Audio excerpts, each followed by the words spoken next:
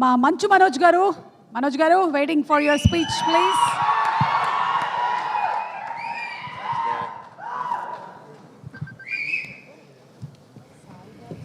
అందరికీ నమస్కారం.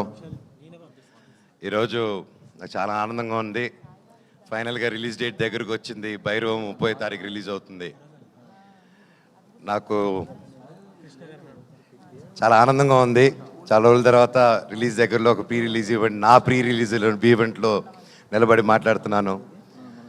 ఈ సినిమా నా బాబాయ్ నారా రోహిత్తో చేయడం, నా తమ్ముడు బెల్లం, ఆల్ ఆఫ్ సారీ బెల్లం సాయ్ తమ్ముడు, మేము చిన్నప్పటి నుంచి మాకు తెలుసు, ఓన్ బ్రదర్ లాగా ఇద్దరు. కానీ కాకపోతే ఈ సినిమాతో మా బంధం ఇంకా పెరిగింది. అది కలకాలం ఎప్పుడు ఇలాగే ఉండాలని ఆ దేవుణ్ణి కోరుకుంటున్నాను. అలాగే Aditi, Anandi, your fantastic, super energy. And మీ నాన్నగారు అంటే పెద్ద ఫ్యాను. జెంటిల్ మ్యాన్ కానీ, ప్రేమికుడు కానీ అవన్నీ చూసేలా తయారయ్యాం మేము. So thank you so much for being a part of our film. It was a great time and looking forward to work more. అలాగే ఆనంది గారు, ఆవిడతో సెట్లో వర్క్ చేయడం, she is a great performer. And ఆవిడతో చేయడం I'm really happy and it was a great experience అండి. And you did a fantastic job in the film. Looking forward.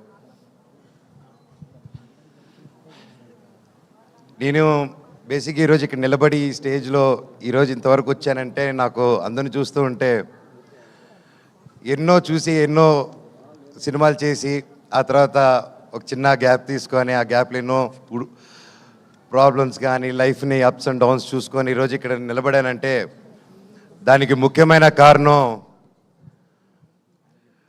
నా కూడా ఉండి, అంటే అంటే హ్యాపీ టైమ్స్లో ఉన్నప్పుడు, ఫుల్ సక్సెస్లో ఉన్నప్పుడు అందరూ పక్కన ఉండడం వేరు.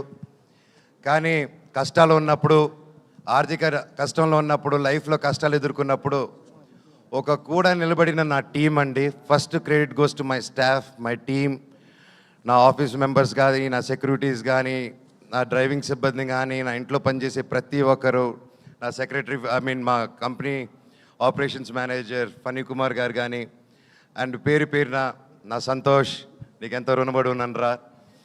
అలాగే ప్రతి ఒక్కరికి పేరున చరిత, థ్యాంక్స్ అమ్మా. అన్నిట్లో నిలబడి ఒక ఆడదానివైనా ఒక మగవాళ్ళు సిగ్గుపడేలాగా నువ్వు నీతి నిజాయితీ ఏంటో నిలబడి చూపించావు. మీ అందరికీ నేను ఉంటాను life long. Thank you so much.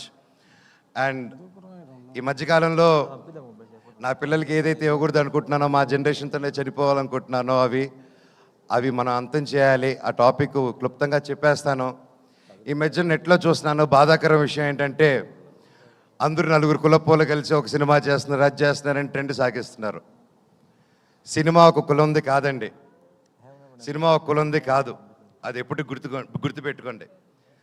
Cinema అనే కళామ తల్లికి తన క్యాస్ట్ చూడదు, కులం చూడదు, గోత్రం చూడదు. మా కులం సినిమా, మా గుడి సినిమా థియేటర్ అండి.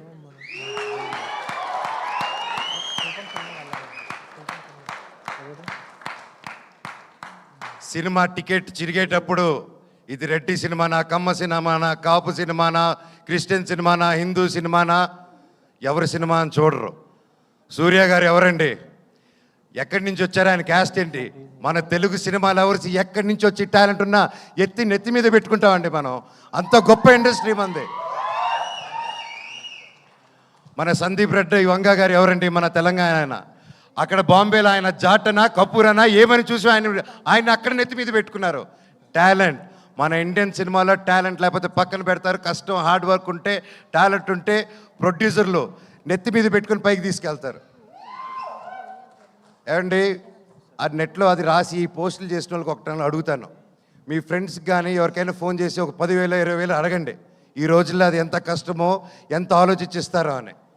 కానీ ఈ కులం చూడకుండా, మతం చూడకుండా, బ్యాక్గ్రౌండ్ చూడకుండా, వీడు ఎవడని తెలియకపోయినా ఒక టాలెంట్ చూసి, కష్టం చూసి, డబ్బు వస్తుందా రాదా అన్న సంగతి తర్వాత ముందు నమ్మి ఒక ఆర్టిస్ట్ మీద డబ్బేసి పెట్టడమే మన హీరోస్. మన